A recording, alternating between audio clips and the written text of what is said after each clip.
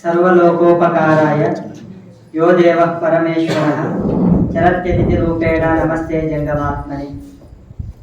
ಪ್ರಾತಃಸ್ಮರಣೀಯ ಬಸವಾದಿ ಪ್ರಮಥರನ್ನು ಪರಮಾರಾಧ್ಯ ಗುರುದೇವರನ್ನ ಭಕ್ತಿಪೂರ್ವಕವಾಗಿ ಮನಸ್ಸಾ ಸ್ಮರಣೆ ಮಾಡಿ ಸಿದ್ಧಗಂಗೆಯ ಶಿವಚೈತನ್ಯ ಸ್ವರೂಪರಾಗಿ ನಮ್ಮೆಲ್ಲರನ್ನು ಅರಸಿ ಆಶೀರ್ವದಿಸಿರುವ ಪರಮ ಪೂಜ್ಯರಾದ ಶಿವಕುಮಾರ ಮಹಾಶಿವಯೋಗಿಗಳ ದಿವ್ಯ ಚೈತನ್ಯವನ್ನು ಸ್ಮರಣೆ ಮಾಡಿ ನಮ್ಮೆಲ್ಲರಿಗೂ ಕೂಡ ಮಾರ್ಗದರ್ಶನ ಹಾಗೂ ನಮ್ಮೆಲ್ಲರಿಗೂ ಮಾರ್ಗದರ್ಶನ ಮತ್ತು ಆಶೀರ್ವಾದವನ್ನು ದಯಪಾಲಿಸುತ್ತಿರುವಂತಹ ಮಾತೃ ಹೃದಯಗಳಾದ ಶ್ರೀಮನ್ನಿರಂಜನ ಪ್ರಣವ ಸ್ವರೂಪ ಸಿದ್ಧಲಿಂಗ ಮಹಾಸ್ವಾಮಿಗಳವರ ದಿವ್ಯ ಶ್ರೀಚರಣರಾಗಿ ಭಕ್ತಿಪೂರ್ವಕವಾಗಿ ಪಡಮಟ್ಟು ಹಾಗೂ ವೇದಿಕೆಯಲ್ಲಿ ಆಸೀನರಾಗಿ ಇರುವ ಎಲ್ಲ ಪ್ರಮುಖ ಪೂಜ್ಯರಲ್ಲಿ ಪಡಮಟ್ಟು ಈ ಒಂದು ಕೈವಲ್ಯ ಸಾಹಿತ್ಯದ ಬಗ್ಗೆ ಚಿಂತನೆಯನ್ನು ನಡೆಸಿಕೊಡುತ್ತಿರುವಂತಹ ಮಲ್ಲೇಪುರಂ ಜಿ ವೆಂಕಟೇಶ್ ಅವರಲ್ಲಿಯೂ ಮಲ್ಲೇಪುರಂ ಜಿ ವೆಂಕಟೇಶ್ ಅವರಲ್ಲಿಯೂ ಹಾಗೂ ಆಗಮಿಸಿರುವಂತಹ ಎಲ್ಲ ಶರಣ ತಂದೆ ತಾಯಿಗಳೇ, ಶ್ರೀಮಠದ ಮುದ್ದು ವಿದ್ಯಾರ್ಥಿಗಳೇ, ಇವತ್ತು ನಾನೊಂದು ಬಸವಣ್ಣನವರ ವಚನವನ್ನು ಪ್ರಸ್ತುತಪಡಿಸಲಿಕ್ಕೆ ಇಷ್ಟಪಡ್ತೇನೆ.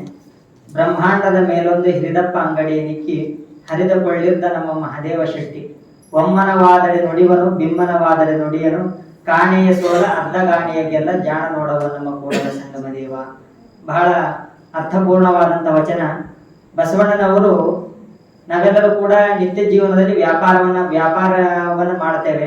ಆ ವ್ಯಾಪಾರದಲ್ಲಿ ವ್ಯಾಪಾರಿ ಏನ್ ಮಾಡ್ತಾನೆ, ಅಳದು ತೂಗಿ ನೋಡಿ ವ್ಯಾಪಾರ ಮಾಡ್ತಾರೆ. ಗ್ರಾಹಕರು ಅಷ್ಟೇ ವ್ಯಾಪಾರಿಗಳು ಅಷ್ಟೇ ಲಾಭವನ್ನು ನೋಡಿ ವ್ಯಾಪಾರವನ್ನು ಮಾಡ್ತಾರೆ. ಆದ್ರೆ ಇಡೀ ಬ್ರಹ್ಮಾಂಡದಲ್ಲಿ ಪರಮಾತ್ಮನು ಒಂದು ರೀತಿಯ ವ್ಯಾಪಾರ ಮಾಡ್ತಾ ಇದ್ದಾನೆ.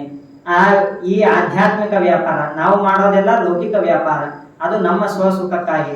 ಈ ಪರಮಾತ್ಮ ನಮ್ಮೆಲ್ಲರ ಸುಖಕ್ಕಾಗಿ ಆತನು ಕೂಡ ಒಂದು ವ್ಯಾಪಾರ ಮಾಡ್ತಾ ಇದ್ದಾನೆ. ಇಡೀ ಬ್ರಹ್ಮಾಂಡವೇ ಅವನ ತೂಕ. ಬ್ರಹ್ಮಾಂಡದ ಮೇಲೊಂದು ಹಿರಿದಪ್ಪ ಅಂಗಡಿಯ ನಿಕ್ಕಿ ಅಂದ್ರೆ ಇಡೀ ಬ್ರಹ್ಮಾಂಡವೇ ಅವನು ಮಾಡಿರುವಂತ ಅಂಗಡಿ.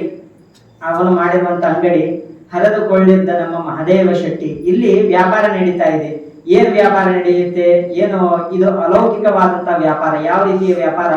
ಒಮ್ಮನವಾದರೆ ನುಡಿವನು ಬಿಮ್ಮನವಾದರೆ ನುಡಿಯನು. ಬಹಳ ಅರ್ಥಪೂರ್ಣವಾದಂತ ಸಾರುಗಳು. ಒಮ್ಮನವಾದರೆ ನುಡಿವನು, ಮನಸ್ಸು ಒಮ್ಮುಖವಾಗಿದ್ರೆ ಅಂದ್ರೆ ಏಕನಿಷ್ಠೆ, ಅಚಲವಾದ ಶ್ರದ್ಧೆ ಮತ್ತು ಪೂರ್ಣವಾದ ವಿಶ್ವಾಸದಿಂದ ಪರಮಾತ್ಮನನ್ನ ಯಾರು ಸ್ಮರಣೆ ಮಾಡ್ತಾರೆ ಅಂದ್ರೆ ಯಾರು ಭಕ್ತಿಯಿಂದ ಶ್ರೇಷ್ಠತೆಯನ್ನು ಉಳ್ಳವರಾಗಿರ್ತಾರೆ ಅಂತವರನ್ನ ಪರಮಾತ್ಮ ತನ್ನ ತೆಕ್ಕೆಗೆ ತೆಗೆದುಕೊಳ್ತಾನೆ. ಯಾರು ಸಂಪೂರ್ಣ ಭಗವಂತನಿಗೆ ಸಮರ್ಪಣೆ ಮಾಡಿಕೊಂಡು ಶರಣಾಗತಿಯನ್ನು ಹೊಂದಿರ್ತಾರೋ ಅಂತವರನ್ನ ತನ್ನ ತೆಕ್ಕೆಗೆ ತೆಗೆದುಕೊಂಡು ಅವರ ಸರ್ವತೋಮುಖ ಅಭಿವೃದ್ಧಿಯನ್ನು ಮಾಡ್ತಾನೆ.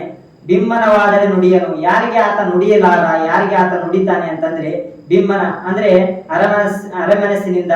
ಭಗವದ್ಗೀತೆಯಲ್ಲಿ ಹೇಳ್ತಾರೆ ಸಂದೇಹಾತ್ಮ ವಿನಶ್ಯತಿ ಅಂತಂದ್ರೆ ಯಾರೋ ವಿಶ್ವಾಸಹೀನನು, ಯಾರೋ ಭಕ್ತಿಹೀನನು ಅಂತವನು ನಶಿಸಿ ಹೋಗ್ತಾನೆ ಅಂತ. ಅಂದ್ರೆ ಅಪೂರ್ಣವಾದಂತ ವಿಶ್ವಾಸ ಏನಾಗುತ್ತೆ ಅಂತಂದ್ರೆ ಅರ್ಧ ತುಂಬಿದ ಮಡಿಕೆ ಅಂತೆ ಯಾವಾಗಲೂ ಅದು ಶಬ್ದ ಮಾಡುತ್ತೆ. ಹಾಗಾಗಿ ನಾವು ನಂಬಿದ್ರೆ ಪೂರ್ಣವಾಗಿ ನಂಬಬೇಕು, ಇಲ್ಲ ಅಂದ್ರೆ ನಂಬಲಿಕ್ಕೆ ಹೋಗಬಾರ್ದು. ಅದಕ್ಕೆ ಮಂಕುತಿಮ್ಮನ ಕಗ್ಗದಲ್ಲಿ ಒಂದು ಮಾತು ಬರುತ್ತೆ. ಏನಂದ್ರೆ ನಂಬಿಯೂ ನಂಬದಂತೆ ಸುಂಬಳದ ನೊಣದಂತೆ ಅಂತ ಮಂಕುತಿಮ್ಮನ ಕಗ್ಗದಲ್ಲಿ DVG ಅವರು ಹೇಳ್ತಾರೆ. ಅಂದ್ರೆ ಸುಂಬಳದಲ್ಲಿರುವಂತಹ ನೊಣ ಅಂದ್ರೆ ಸುಂಬಳು ಅಂತಂದ್ರೆ ನಿಮ್ಗೆ ಅರ್ಥ ಆಗ್ತಿರ್ಬೋದು.